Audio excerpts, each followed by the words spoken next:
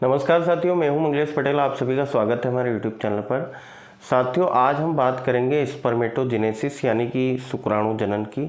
तो आइए हम आज इसको सबसे सरल विधि के द्वारा शुक्राणु जनन की क्रियाविधि को समझते हैं। साथियों, सबसे पहले बात कर लेते हैं कि शुक्राणु जनन होता क्या है। आप जो है शुक्राणु जनन को हम किस प्रकार से जो है समझ सकते हैं। नर युग्मक शुक्राणु के निर्माण की प्रक्रिया को जो है शुक्राणु जनन कहा जाता है। नर युग्मक यानी कि जो गैमेट्स हैं, मेल गैमेट्स जो है वो स्पर्म का प्रोडक्शन करते हैं। इस प्रक्रिया को ही स्पर्मेटोजेनेसिस कहा जाता है। शुक्राणु जनन वह प्रक्रिया है जिसके द्वारा अंडकोश के शुक्र नलिका में जनन कोशिकाओं से अगुणित शुक्राणु विकसित होते हैं। यह प्रक्रिया नलिका के आधार झिल्ली के करीब स्थित स्टेम कोशिकाओं के माइटोटिक विभाजन यानी कि समसूत्री विभाजन के द्वारा ये स्पर्म का जनरेशन इसमें होता है। इन कोशिकाओं को स्पर्मेटोगोनियम स्टेम कोशिकाएं कहा जाता है। ये जो कोशिकाएं होती है जो कि स्पर्म का प्रोडक्शन करती है उनको स्पर्मेटोगोनियल स्टेम कोशिकाएं जो है कहा जाता है। साथियों, इस डायग्राम के माध्यम से जो है हम इसको आसानी से समझ सकते हैं। यहाँ पर आप देख रहे हो कि ये जो सेल है ये स्पर्मेटोगोनियल सेल है। स्पर्मेटोगोनियल जो है सेल यहाँ पर दी गई है। तो यहाँ से ही जो है स्पर्म का किस प्रकार से प्रोडक्शन होगा ये आप देख सकते हैं। साथियों, ये जो है मेल की अगर हम बात करें तो मेल में ही ये प्रक्रिया होती है। मेल में यह जो प्रक्रिया होती है वो 12 वर्ष की उम्र से स्टार्ट हो जाती है। 12 वर्ष की उम्र से जो है उस पर स्पर्म का जो है प्रोडक्शन जो है शुरू हो जाता है। सबसे पहले यहाँ पर जो ये स्पर्मेटोगोनियल जो सेल है इसमें क्या होता है साथियों, सूत्री विभाजन होता है। यानी कि यहाँ पर होता है माइटोसिस की प्रक्रिया। क्या होती है साथियों? माइटोसिस की प्रक्रिया होती है। इसको हम प्रोलिफरेशन फेज कहते हैं। यहाँ से ये पहली स्टेज जो है यहाँ से स्टार्ट हो जाती है। इसको प्रोलिफरेशन फेज हम कहते हैं। तो साथियों, यहाँ पर जो ये एक कोशिका है इससे जो है आप सभी जानते हैं कि जो माइटोसिस जो प्रोसेस होती है उसमें जो है एक सेल से कितनी 2 सेल का क्या होता है, निर्माण होता है।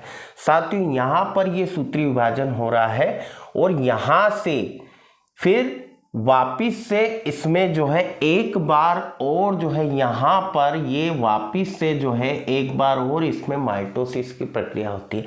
सबसे पहले इसमें सूत्री विभाजन यानी कि माइटोसिस की प्रक्रिया होती है जिससे एक सेल से 2 सेल बनती है। उसके बाद में यहाँ पर दूसरी बार इसमें फिर से माइटोसिस डिवीज़न यहाँ पर होता है जिससे 2 सेल से 4 सेल यहाँ पर बन जाती है। तो साथियों, ये की यही प्रक्रिया जो है यहीं से तो दोनों में हो रही है। तो हम एक सेल्स के माध्यम से इसको जो है समझ लेते हैं। अब यहाँ से क्या होता है साथियों, यहाँ से ये वृद्धि प्रावस्था जो है शुरू होती है। क्या बोलते हैं साथियों इसको? वृद्धि प्रावस्था। यानी कि यहाँ से जो है ग्रोथ फेज का जो है स्टार्टिंग होता है। और यहाँ पर जो है क्या हो रहा है साथियों, यहाँ पर लिखा प्रथम अर्धसूत्री विभाजन। यानी कि यहाँ पर मियोसिस फर्स्ट हो रहा है। क्या हो रहा है साथियों? मियोसिस फर्स्ट की जो है प्रोसीजर यहाँ पर हो रही है। तो हम सभी जानते हैं कि जो कितने गुणसूत्र होते हैं एक कोशिका के अंदर, जो है 46 गुणसूत्र इसके अंदर होते हैं। लेकिन यहाँ पर अब देखिए ये यहाँ पर 46 गुणसूत्र थे और यहाँ पर कितने हो गए, ये यहाँ पर क्या है कि माइटोसिस डिवीजन हुआ। माइटोसिस में गुणसूत्र की संख्या कैसी रहती है? समान रहती है।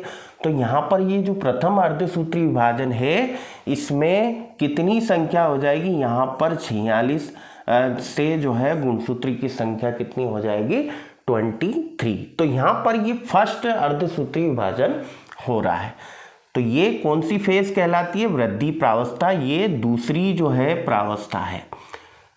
अब क्या हो रहा है साथियों, यहाँ पर जो है द्वितीयक शुक्राणु कोशिकाएं, यहाँ पर ये जो कुछ सेकेंडरी स्पर्म सेल कहते हैं, इनको क्या कहते हैं साथियों, secondary sperm cell. Secondary sperm cell का यहाँ पर निर्माण हो रहा है और फिर इसमें क्या हो रहा है, द्वितीय अर्धसूत्री विभाजन हो रहा है साथियों।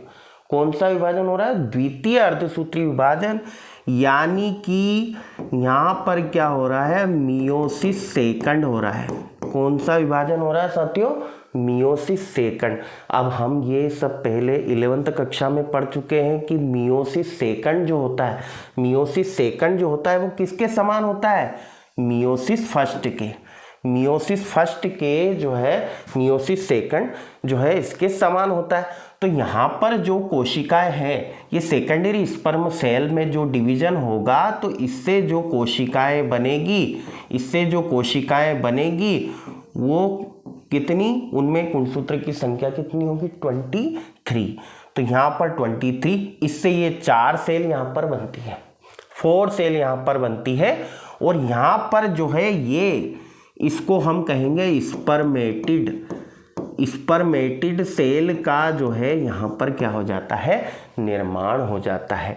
और उसमें क्या होता है, विभेदन की प्रक्रिया होती है। विभेदन की प्रक्रिया से यहाँ पर जो है फिर ये जो है शुक्राणु का क्या हो जाता है साथियों, निर्माण हो जाता है। यहाँ पर जो है शुक्राणु का, तो यहाँ पर कितना, एक सेल से कितने शुक्राणु बन रहे हैं, 4। इनकी संख्या कितनी है, 4। तो ये जो डिवीजन, ये तो एक सेल में हो रहा है, ऐसी हजारों कोशिकाएं जो होती है उससे हजारों लाखों की संख्या में लगभग 2 लाख कम से कम स्पर्म की संख्या जो है एक बार में स्खलित की जाती है। तो यहाँ पर जो है कितना, एक सेल से 4 जो है स्पर्म का निर्माण हो रहा है। स्पर्मेटिड से कितने, 4 स्पर्म का निर्माण हो रहा है। तो साथियों ये बहुत ही आसान तरीके से मैंने आपको जो है शुक्राणु जनन की प्रक्रिया बताई है। इसमें जो है 3 प्रोसेस होती है। पहली जो होती है प्रोलिफरेशन फेज कहते हैं, दूसरी जो है वृद्धि प्रावस्था है, और यहाँ पर जो तीसरी जो प्रावस्था है, यहाँ पर ये जो है यहाँ से जो है परिपक्वन प्रावस्था यानी कि मैच्योरेशन फेज, तीसरी जो प्रावस्था है वो उसे कहते हैं हम मैच्योरेशन फेज। तो इसका निर्माण यहाँ पर हो जाता है। तो साथियों आज हमने देखा, आज हमने यहाँ पर स्पर्मेटोजेनेसिस की प्रक्रिया पढ़ी। जल्द ही में साथियों आपके लिए oogenesis की प्रक्रिया डायग्राम सहित आपको जो है समझाने के लिए आ रहा हूँ। आप सभी को हमारा वीडियो कैसा लगा कमेंट कीजिएगा, लाइक कीजिएगा, और अभी तक अगर आपने हमारे चैनल को सब्सक्राइब नहीं किया है तो बायोफ्लिक्स को आप जो है सब्सक्राइब कर दीजिएगा। धन्यवाद।